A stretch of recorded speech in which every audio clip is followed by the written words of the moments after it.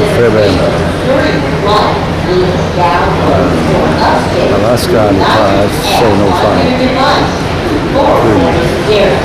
Unfortunately, cannot download during the flight. Time.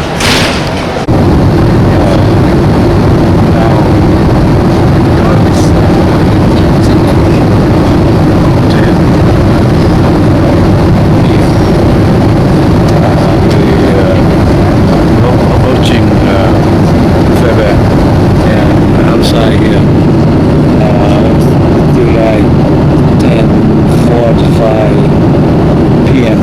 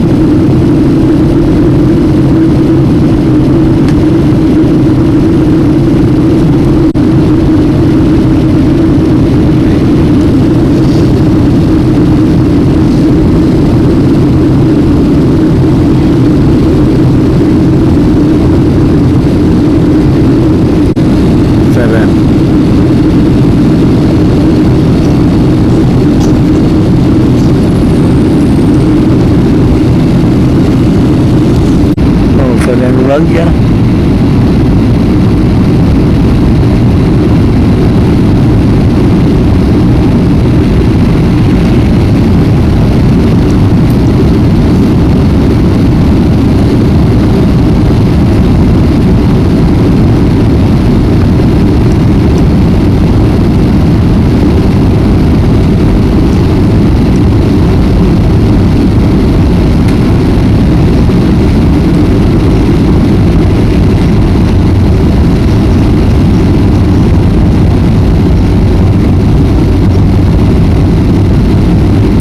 Đi ngủ á, một xíu à.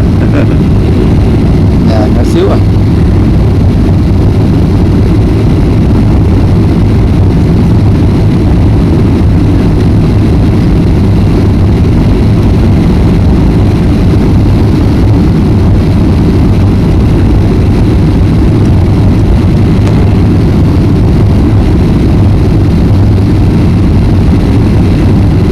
Nước không em ơi? Nước không à?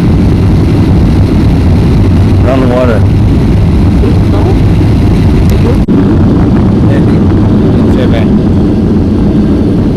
We would like to first welcome you to Fairbanks, Alaska, where the local time is approximately 11:12. This does reflect a 2-hour time change. 11:12. We will be testing for the next few minutes. We ask that for your safety as well as those seated around you to please remain seated until the captain has turned off the fasten seatbelt sign.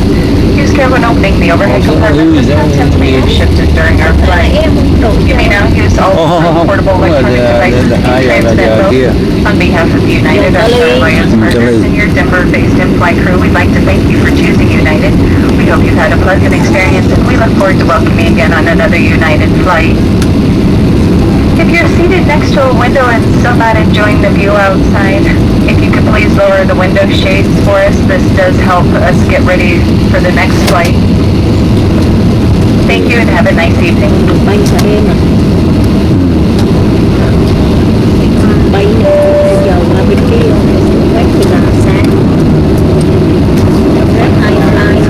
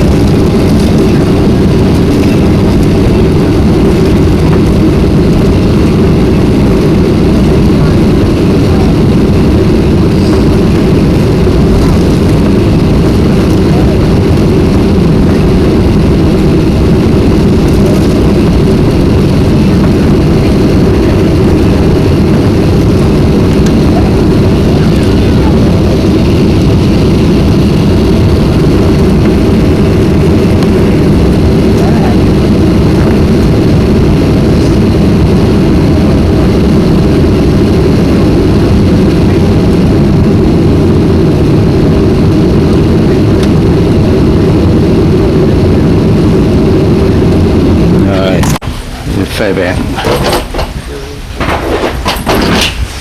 Alaska. Ở đó có Fairbanks.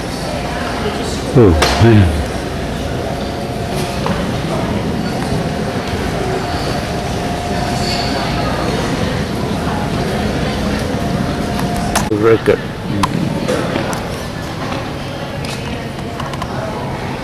Well, there.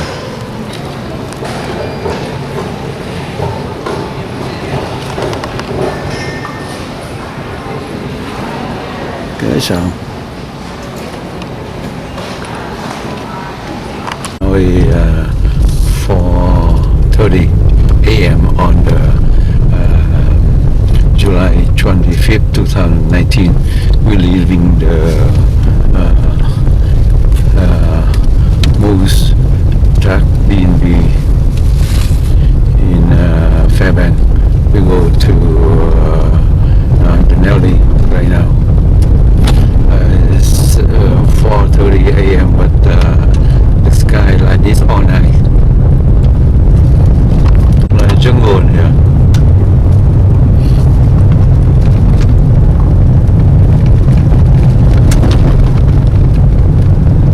Wolf. Wolf. Nó phóng nhanh lắm. Dạ đúng rồi hả? Take the next left toward Alaska 2 West, then turn left onto Alaska 2 West. Đúng rồi. Nhận bao giờ hả? Chắc wow.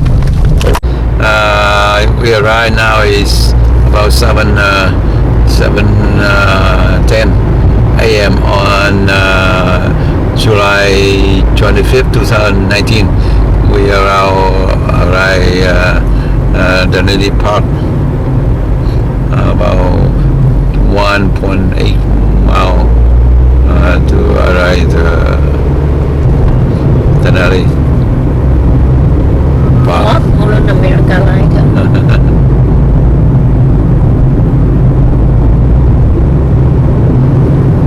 Đây này cái dãy núi này, dọc dãy núi này Ôi ôi, lắm á. bây giờ tự nhiên tới đây gặp một đống này. Denali National Park. Cái Conchesna là đi dài nhất á, Đúng rồi. đi xa nhất á.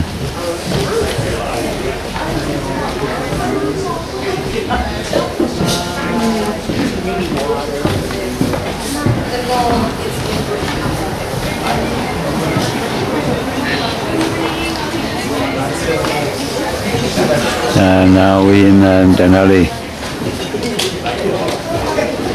Then we stand by. We had second 8:45, but now we want to get in the bus early.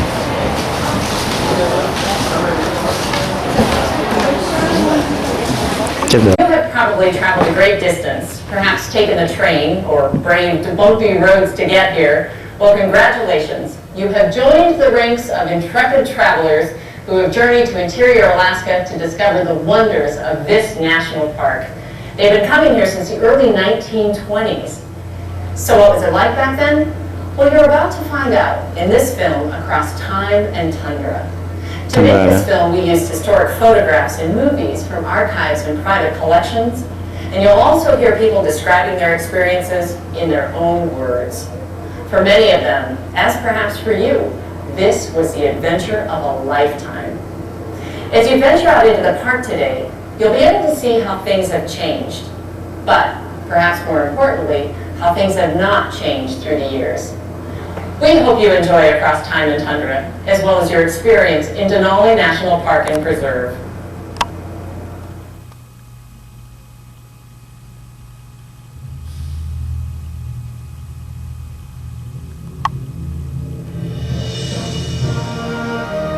Mount McKinley, the crown jewel of Denali National Park and Preserve, a majestic wilderness park that has held the promise of endless discovery for a nation of pioneers since 1917.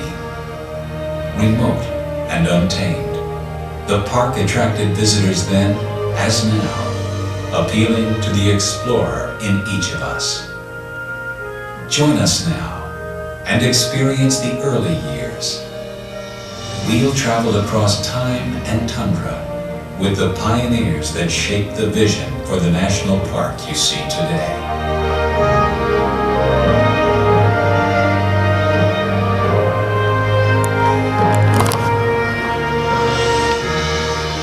For nearly a decade, famed naturalist and hunter Charles Sheldon lobbied for creation of a new park. Charles Sheldon took me into the McKinley Range, mountain over the area, in horses in summer, dogs in winter, and while he was there, he had an idea that would be a good thing to have that as a game sanctuary and a park. Finally, in 1917, Mount McKinley National Park was created by an act of Congress for the preservation of wildlife and the enjoyment of the public. In 1980, it was enlarged and renamed Denali National Park and Preserve. Harry Karstens, the park's first superintendent, shared Sheldon's vision. Standing alone in the huge wilderness park, Karstens faced every imaginable challenge. Extremes of terrain and temperature, game poachers, even moonshiners. Yeah, I know that Dad went down from time to time and got the people making whiskey to come out business. It was a primitive life, and that's what I grew up with. In the 1920s and 30s, the first intrepid visitors made their way to the newly established Mount McKinley National Park.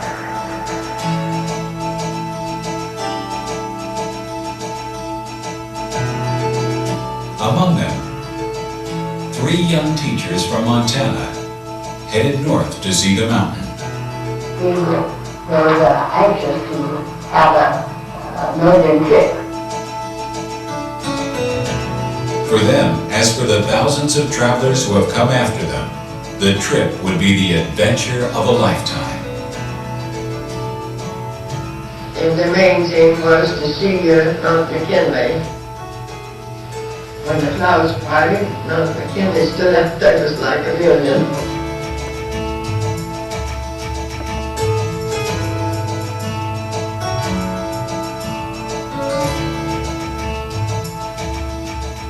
Only the most adventurous travelers entered the park for the first few years. In 1922, 5 years after the park was officially created, tourist traffic amounted to 7 hardy souls. A main artery road through the passes is the park's most urgent need, Karstens wrote in a letter to the director of the National Park Service. Karstens realized a national park needed to be accessible to visitors. It would take over 15 years to complete the road, a cooperative project between the National Park Service and the Alaska Road Commission.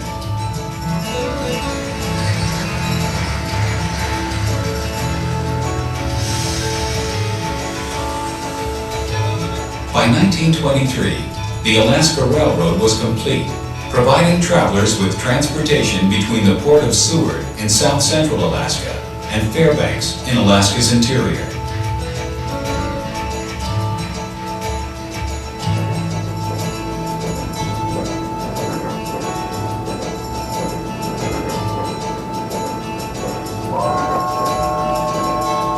The railroad brought park visitors to McKinley Station, gateway to Alaska's newest park. McKinley Station was a small community just outside of the park boundary, where laborers, prospectors, trappers, and individualists lived. Maurice Marino owned and operated the local post office and roadhouse. Marino claimed he designed his rustic roadhouse in the style of the grand villas of his native Italy. Remembering the roadhouse, Ranger Fritz Nyberg remarked, "The bedding was made from hides of caribou, and the menu was always beans and caribou meat."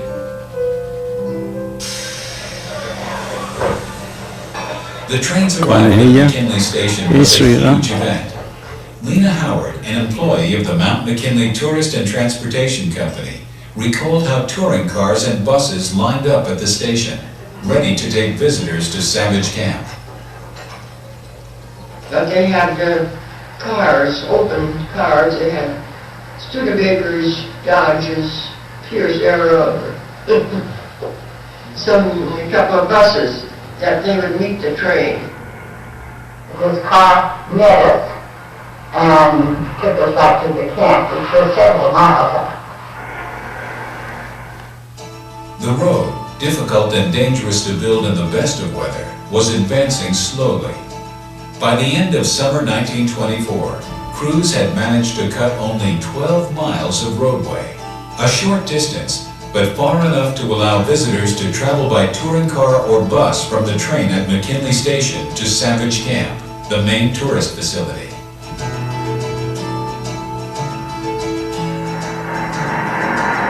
En route to Savage Camp, visitors would stop by park headquarters.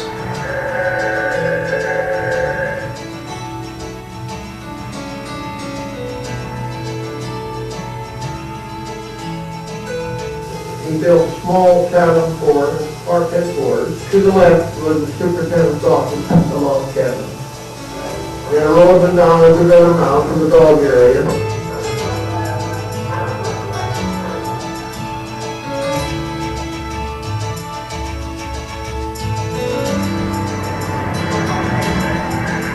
Alaska Road Commission President James Deese remarked, "The ride into Savage River is really a beautiful trip.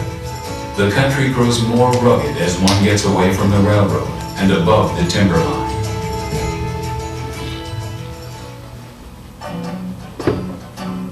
Between 1923 and 1939, Savage Camp was the hub of visitor activities at Mount McKinley National Park.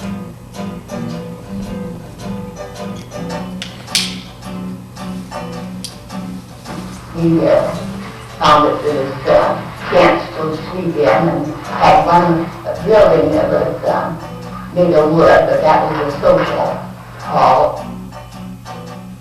In the early 1930s, an all-expense-paid 24-hour trip cost visitors $25 and included 3 meals, lodging at Savage Camp, and the round-trip drive to and from the railroad station.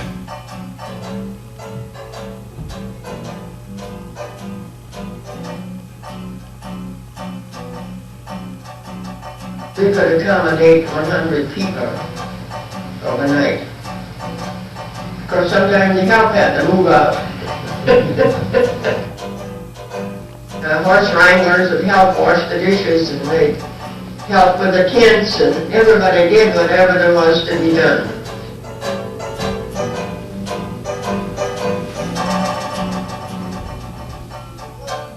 From the camp, visitors could explore more of the park.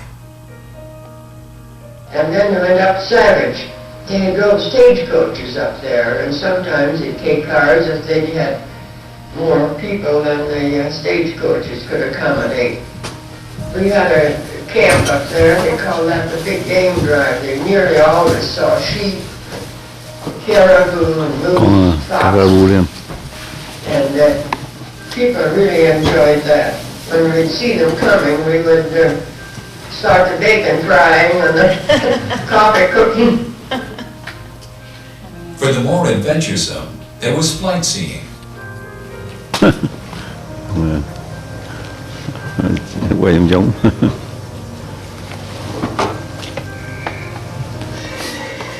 Horseback riding, including guided trips to smaller outlying camps at Igloo, Polychrome, Toe-Clap, and Copper Mountain. We had to have a little ride on these horses, and to have a ride we had to have some clothes.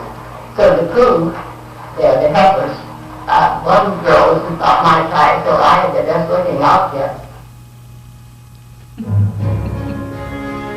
The main attraction, of course, was Mount McKinley.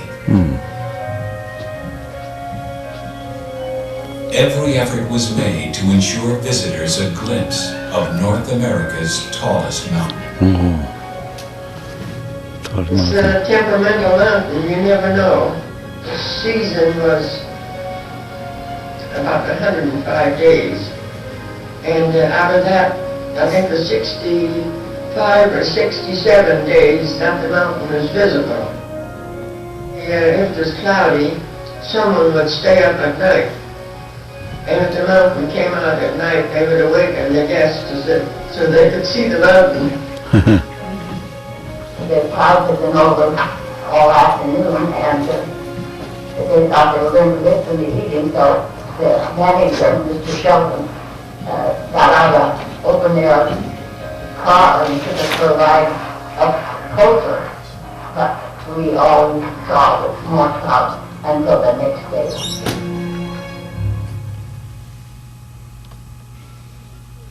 In the fall of 1928, Harry Leake took over as park superintendent. It would be up to Leake to oversee completion of the road. And at that time, the road wasn't what it is now. It was on practically a single road with the turnouts.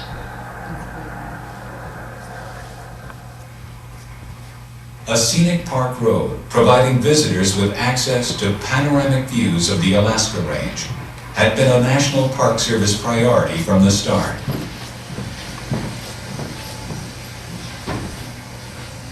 Between 1922 and 1938, seasonal Alaska Road Commission crews worked diligently to extend and upgrade the park road across the rugged terrain.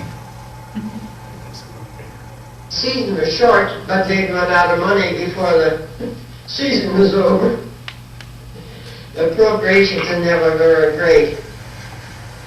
By 1938, the road would reach from McKinley Station to Wonder Lake and on to the Kantishna Mining District.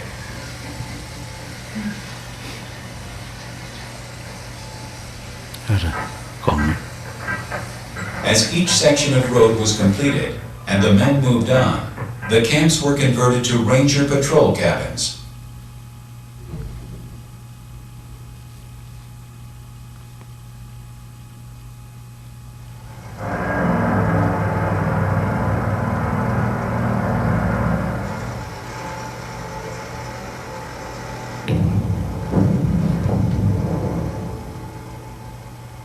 As the landscape slowly yielded to road builders, travelers ventured further into the park. Saber Pass that was a sinner. When it rained, it'd be slippery. People would hold their breath going down that hill.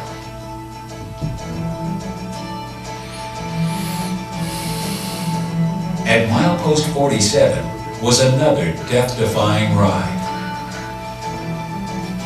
Polychrome Pass, nicknamed Poison Point, because one drop would kill you.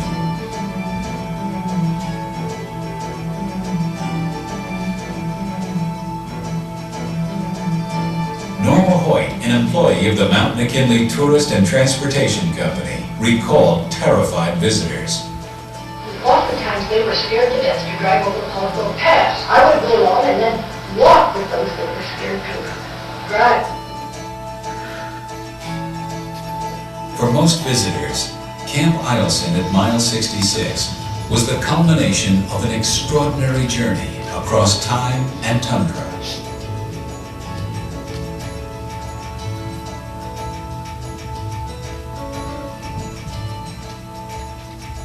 Lingering here, travelers discovered, as Park Superintendent Harry Karstens once wrote, there is much to offer those who understand the language of the great silent places.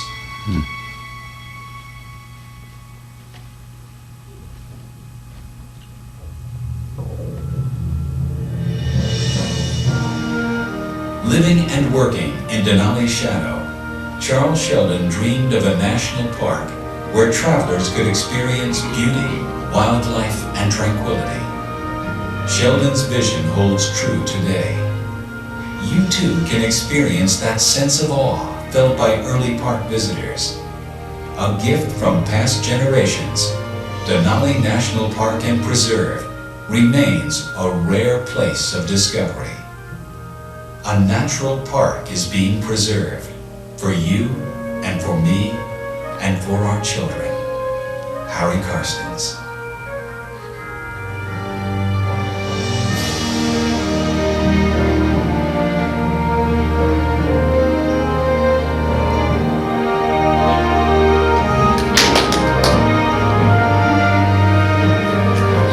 Heading to Kantishna at 8:45. This one is 65 miles. Please make your way to the back deck and line up along the left-hand railing as you head out the back doors. 15 minutes It's a long reporting rest. call, You get all the 8:45, way to 95 Kantishna. miles. 6 hours one way.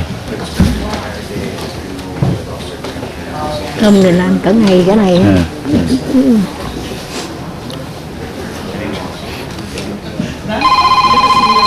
And let that image enter your brain rather than trying to store it on that memory card in your What brain. are these tall, thin spruce trees called? Those are either white or black spruce. Black or white? Thank Yeah. you, thank you. Okay. Tree farmer's daughter. Tree farmer's daughter, okay. We can talk about trees all day if you want. Anyhow, and we also have the mountain out here, Denali. You guys know about that, the continent's highest mountain. I don't know if we're going to see it today. We don't see it every day, but if it does make its appearance, you know, it's hiding in the clouds. Okay. It makes its own clouds. I mean, it's a fun too. Yeah, it walks right into your picture frame. Anyhow, if it does make its appearance, I'll make sure you guys see it. I know where it's at, and that at least is always in the same place. The animals, on the other hand, are not always in the same place, and we don't know about the animals. We don't know what we're going to see on any particular day. They come and go, and they're up and moving, or they're laying down, and every day is different as far as wildlife viewing. And you guys are the wildlife spotters on the bus. I'm pretty much occupied with driving the bus. Don't rely on me to find animals for you. I'm watching the road, and you don't want me to be scanning off on the sides, right? Okay, so you keep looking out the window, and if you see something out there you want me to stop for, just yell, "Stop!" I'm good at that. You can handle that. If I hear somebody say, "I think I saw a moose over there," or "Was that a caribou?" or stuff like that, I'll just keep rolling, because I hear people talking about animals and using animal names all day long. But nobody ever says stop for any other reason than they want me to stop, right? So just use that word. You guys in the back are going to have to say it pretty loud, because I'm kind of far away from you. And if it's safe to do so at that time, I'll stop the bus. Once I've spotted whatever it is you guys are looking at out there, I can usually relocate the bus a little bit to give you a better view. And then once the bus comes to a complete halt, you feel my parking brake come on up here and it all comes to a stop. Then you guys can unbuckle your seat. A moose nursing a calf 20 feet off the road. And that's a pretty special sight, right? Yeah. And we want to preserve that possibility. So at any wildlife stop, we just stay inside the plane of the bus, and if the animals are anywhere nearby, then we're real quiet too. We don't want them to hear us either. And we'll just see how it goes, okay? And I kind of canvassed you guys when you were all getting on the bus asking where you're from. It looks like almost everybody here is from the U.S. But this is an international destination, and we have people coming here from all over the world, and very often there are folks on the bus who don't understand English, and they didn't understand what I might have said about the wildlife protocol. So if there is anybody in your group that wouldn't have caught what I said about the wildlife protocol because their English isn't their first language, would somebody in their group translate that for them so that everyone's on the same page? And we don't have one person leaning out the window waving at animals and talking to them, and everybody else is standing there looking at them wondering why, right? It's usually because somebody didn't understand. I don't think that's the case on this bus. I say that every morning. Sometimes we have a busload of people from most other places in the world, and only a small group. We start out this trip giving you guys a little bit of an introduction to the park, just so you kind of know what's around you here and where we're going. You guys okay with that? Yes. Okay. So that building you guys were just in, the Denali bus depot, that of course is where all the bus trips out into the park originate. But also behind us, and on the other side of the road, is Riley Creek Campground, and a little campground store called the Mercantile. And that's everything that's behind us. The next thing you're going to see here is this railroad track. This is the Alaska Railroad. This is the main line, the only line actually, between Anchorage and Fairbanks. And this was put through here in 1922. And this park was actually created as Mount McKinley National Park in 1917. And between 1922 and 1917, there really was no way to get to this park. You pretty much had to dog sled in the winter. But with the arrival of the railroad in 1922, things actually started to happen here. These days we've got this little road coming into the park, and right up ahead we've got a rotary. The only rotary in the park that kind of distributes the traffic coming in the entryway. The very last exit from the rotary, where the sign says Railway Depot and where you can see kind of a blue roof showing through the trees way out in front of us, that goes out to the Alaska Railway Depot and the courtesy bus stop at the Visitor Center. The center exit off the rotary through this island of trees here goes into the main Visitor Center parking lot. And this first exit, this is the road out to the park. The building in the trees on the right is the Murie Science and Learning Center. That's concerned primarily with scientific research done here in the park. That's open every day from 1 to 3. And if you guys have any questions about the science done here in the park, and there is quite a bit of that, that is the place to go, the Murie Science and Learning Center. The main visitor center campus is off to the left right here. The main visitor center is the big building in the distance with the brown roof that you can just make out through the trees here. And just down the hill from the main visitor center is Marino's Grill, where you can get a bite to eat. Also an Alaska Geographic bookstore. And then just down the hill from that is the courtesy bus stop at the visitor center, where all the local shuttle buses pick up and drop off. And right across the road from that bus stop is the Alaska Railway 22. Oh.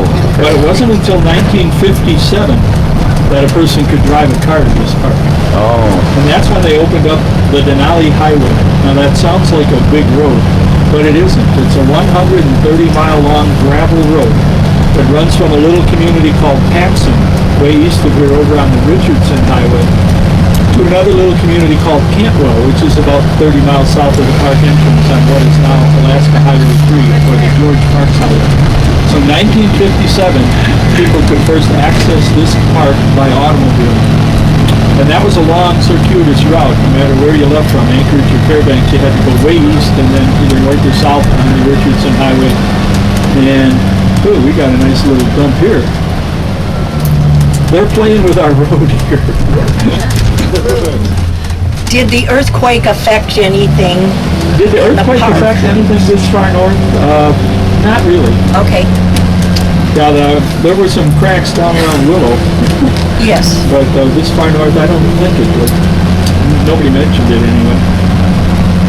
Anyhow, 1957, people could first drive here across the Denali Highway. And that was a long trip and over 130 miles of bad gravel. And as you might imagine, not a whole lot of people took advantage of the opportunity to do that back then. But in 1972, they opened up Alaska Highway 3. That's the George Parks Highway, the one you see in front of the park as it is today.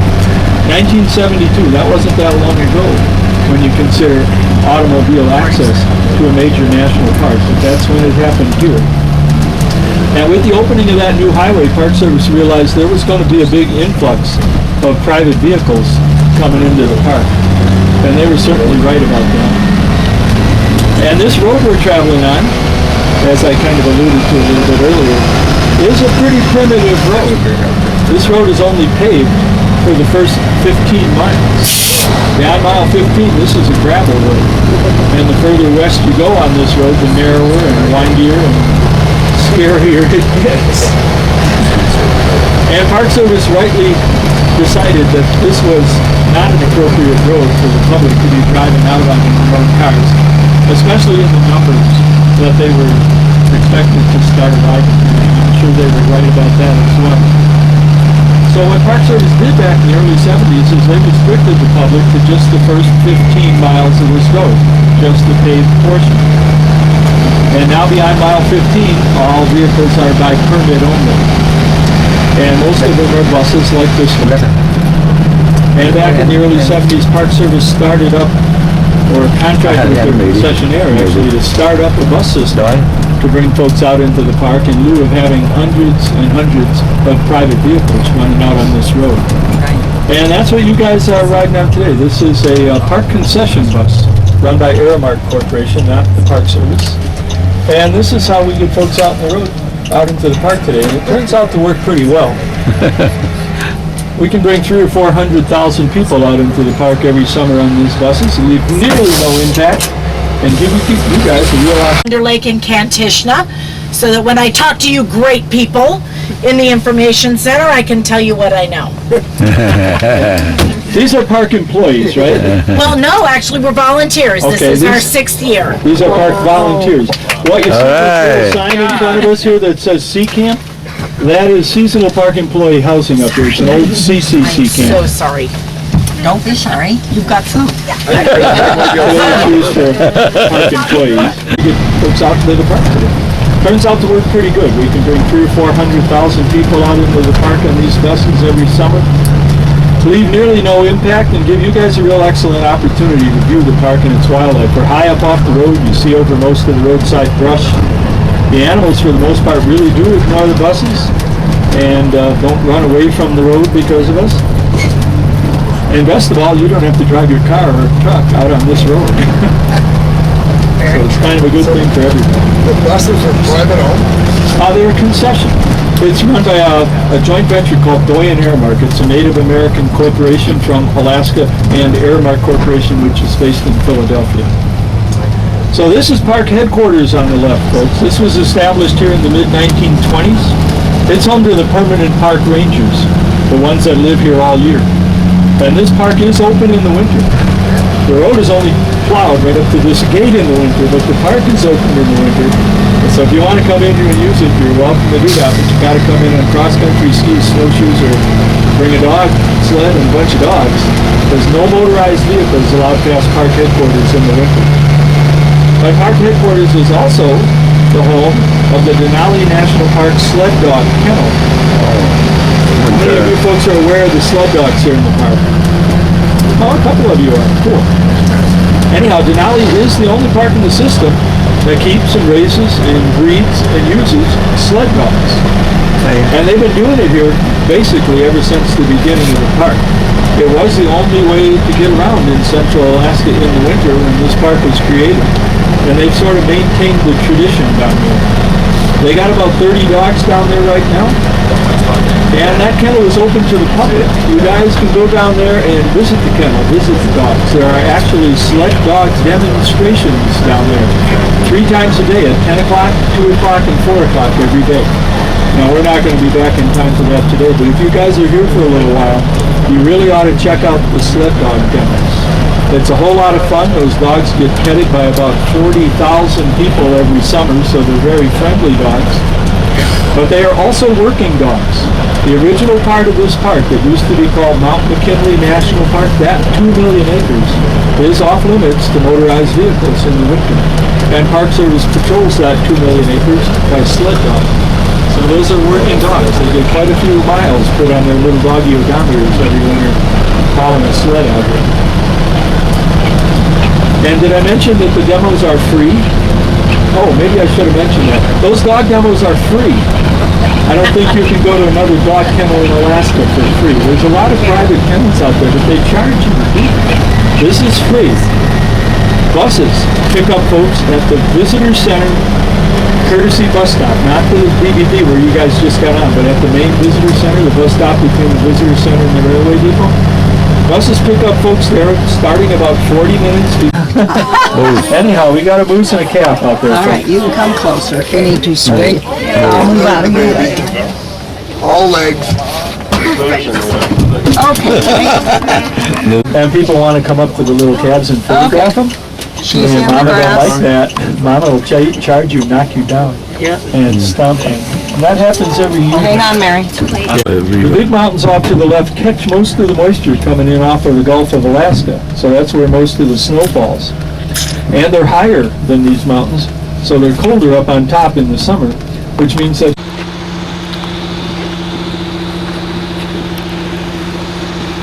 well, in the immediate Denali area is no. Salmon don't come up into these streams. You might have noticed how gray the water is around here. And that gray water, that grayness is caused by glacial rock flour. When the glaciers grind over the rocks up in the high country, they pulverize the rock below them into a fine gray powder called rock flour, or glacial flour. And then in the summertime when things warm up in the high country, that rock flour washes out into these streams. And that's what gives them that almost opaque battleship gray look. And salmon don't spawn in that gray water. They can swim upstream through the gray water, but they seek out clear water tributaries to spawn in. And it just turns out that there are no appropriate clear water tributaries this far upstream coming into these rivers. So salmon don't come this far upstream. They can certainly swim up to the gray water, but they need the clear water tributaries to spawn in. So there's nothing like that in the immediate vicinity of Denali. Salmon will swim up the Yukon River, up the Tanana River. Those are very gray water streams, and they can swim a long way through that gray water, but they have a clear water destination for spawning. And there are no destinations like that in Denali, so they don't come up here. Now, if you guys go south down the Parks Highway, just a little ways south of Cantwell, you go over what's called Broad Pass. Broad Pass is the divide of the Alaska Range. It's down around mile 201 of the Parks Highway, just south of Broad Pass.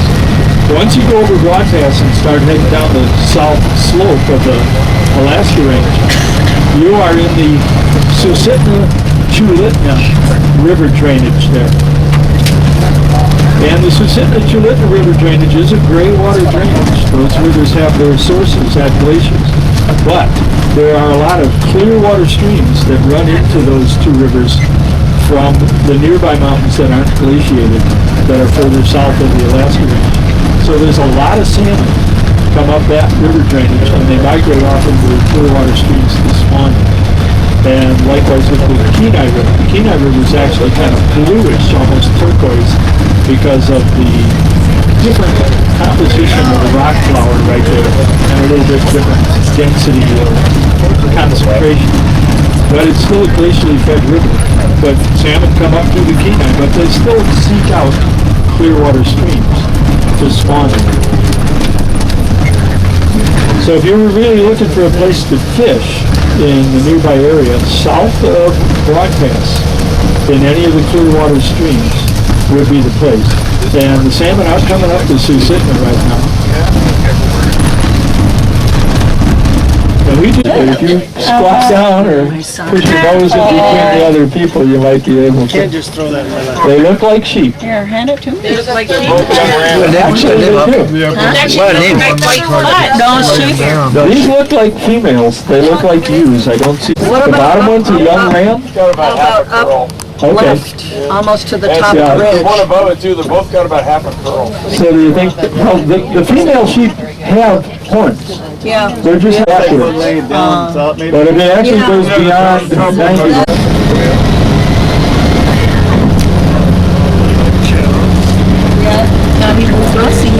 You can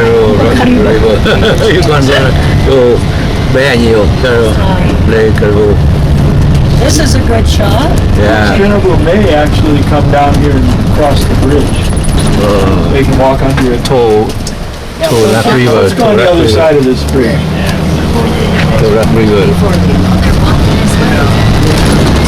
Oh man, very nice. Nice spot. Just open down. Oh, well, that's the rest of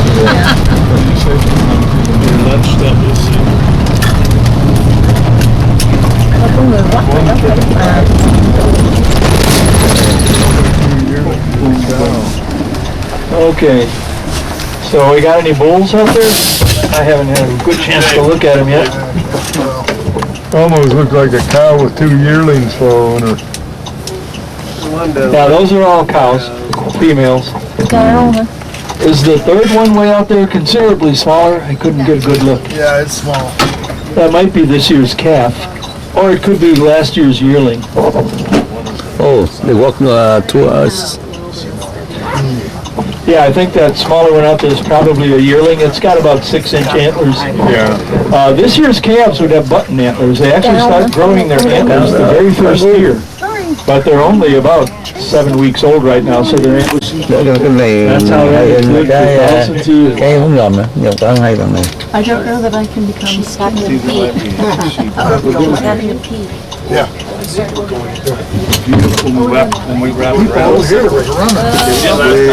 Okay, we're going to head ahead, folks. I know that there are some people anxious to use the restroom. Denali pig.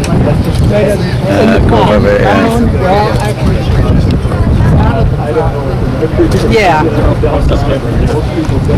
Denali pig. Cái nào ta cái này? She's not too big a hurry. Good one. We still got some of females with calves. If you look with your binocular, you'll distinctly see a bunch of much smaller individuals out there, and those are the calves.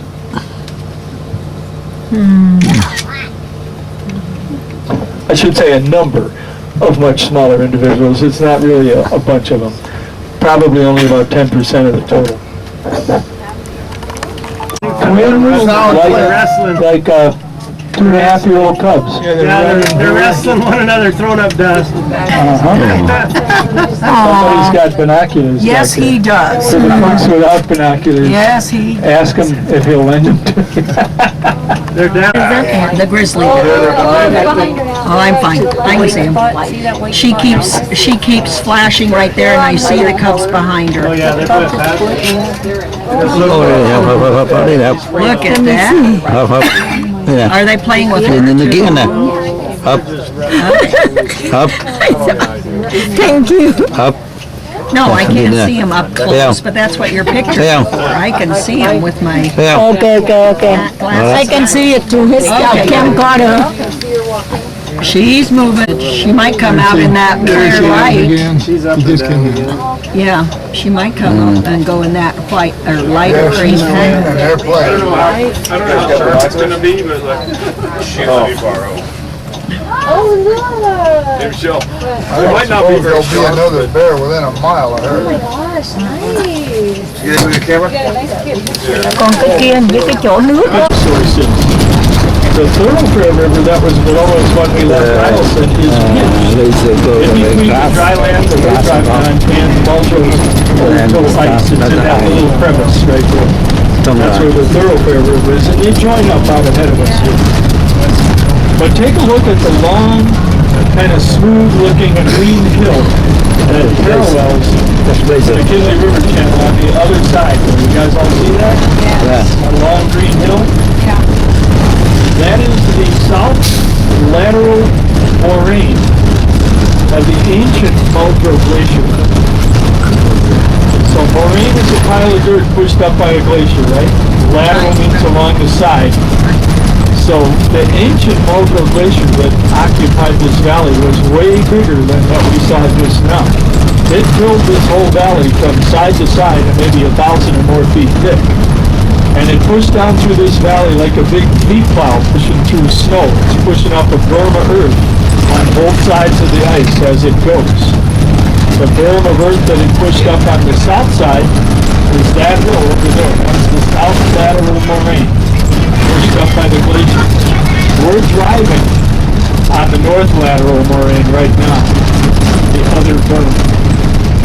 So it's kind of mind-boggling to contemplate the size of that piece of ice that used to occupy this valley, to be able to push that much dirt up on either side of it. Turning colors as much as it looks like they're dying. And I wonder if there's some kind of insect that's been affecting those. Yeah. Those are willows. I don't see that happening to the alders or the balsam poplars. Right. These little trees over on the left are little stunted balsam poplar.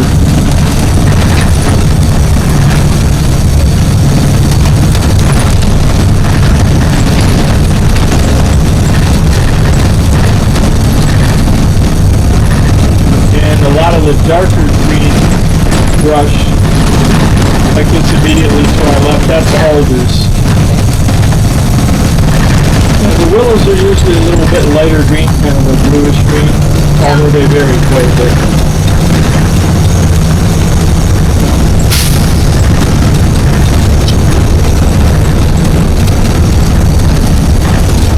Here, so you can use those, or you can walk up here, use that one, keep on walking, go to Fanny Quigley's cabin, check that out. I'll pick you up along the road if you guys want to walk up the road and do those things. I will pick you up after I leave down here. And our set time to start. Picture of that one. You're going to have to stand in front of that. I'll take a picture. Yeah. Griffin stayed on the bus, right, Chris? Smallest airport in the world.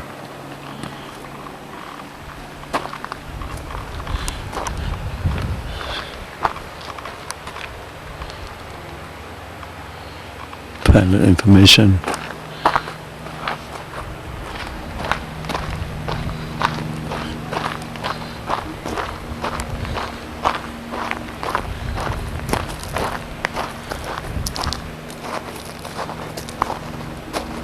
Smallest airport in the world.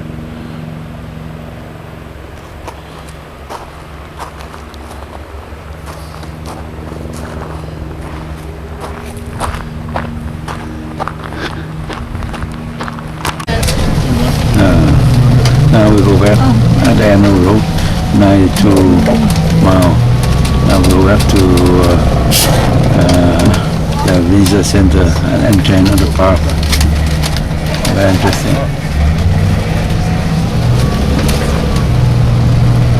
Oh, look, I think they belong to ours. Yeah. I go 100 feet past. You smart aleck.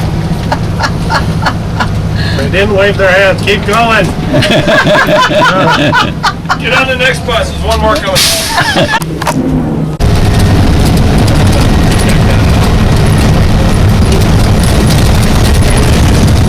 We have to enter another airport 92 miles away.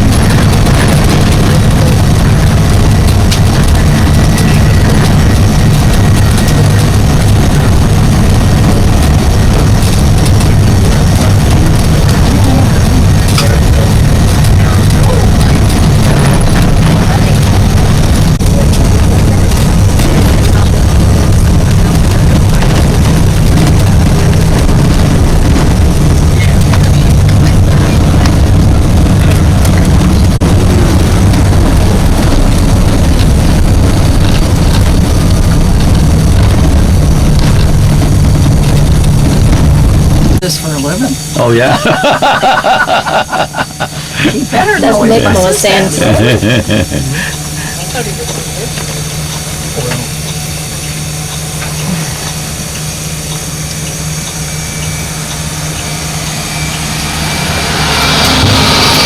Alright, free to go.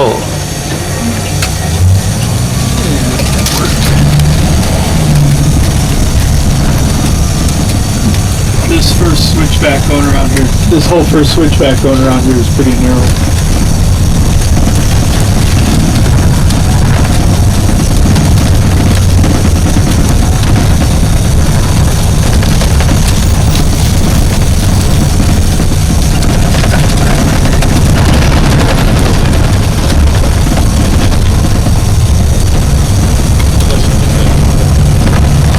Yeah, you're right, there's not a whole lot of room to pass unless you're doing it at a high rate of speed.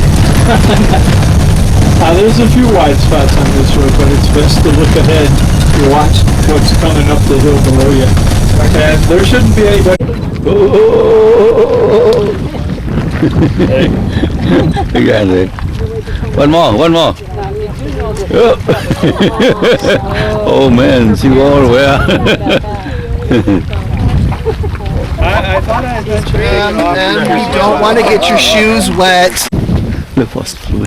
You saw some blueberry? Right here. Oh, okay. I look for one. Now the time you tell me it's full of poisonous snakes and stuff. No, it's not. There you go.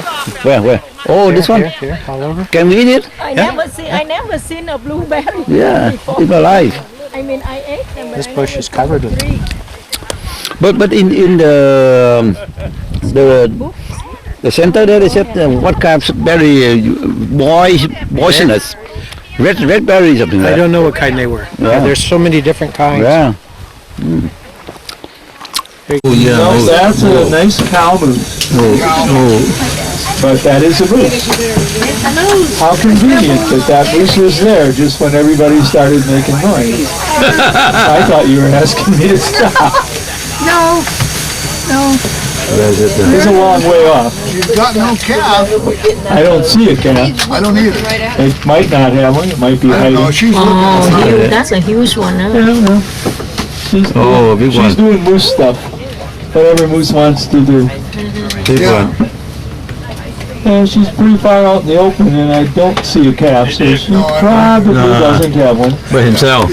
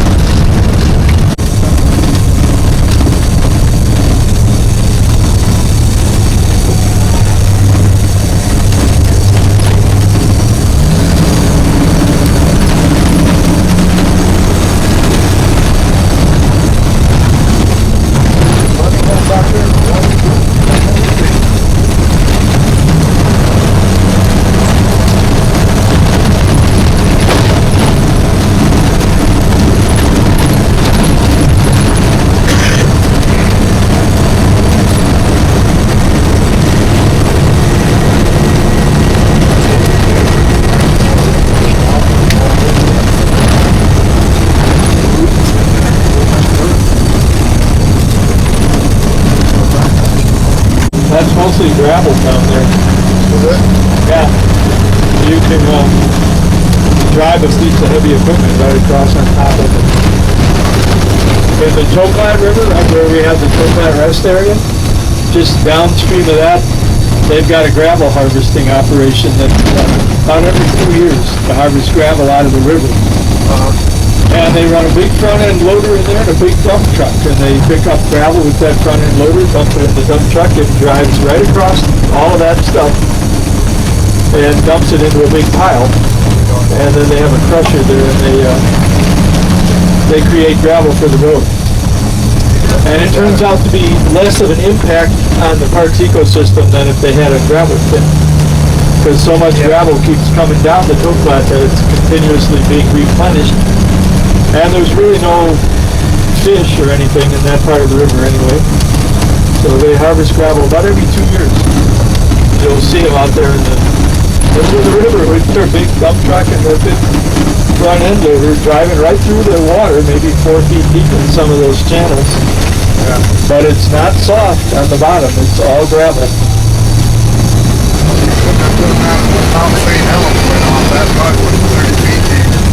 And the Mount St. Helens was mostly ash. Yeah, that's not gravel. Yeah, that would be muddy. And of course there's some muddy spots along here, wherever that glacial silt filters out and settles, and there'd be some mud there, but for the most part, that's all gravel. That's almost sorted as far as size goes. It's pretty hard. So they can drive vehicles right on.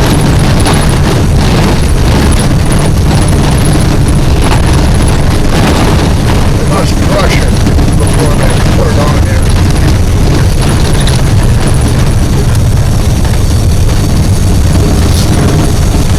Yeah, most of the rock you see on the road right here comes out of the Toklat River. They have a screen, they screen it into certain sizes, and then they run it through a crusher. Yeah.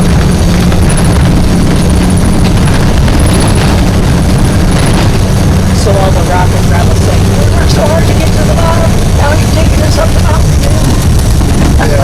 Yeah, it started out at the top of the mountain, it wound up down there, and now it's back up here again. On its way back down there.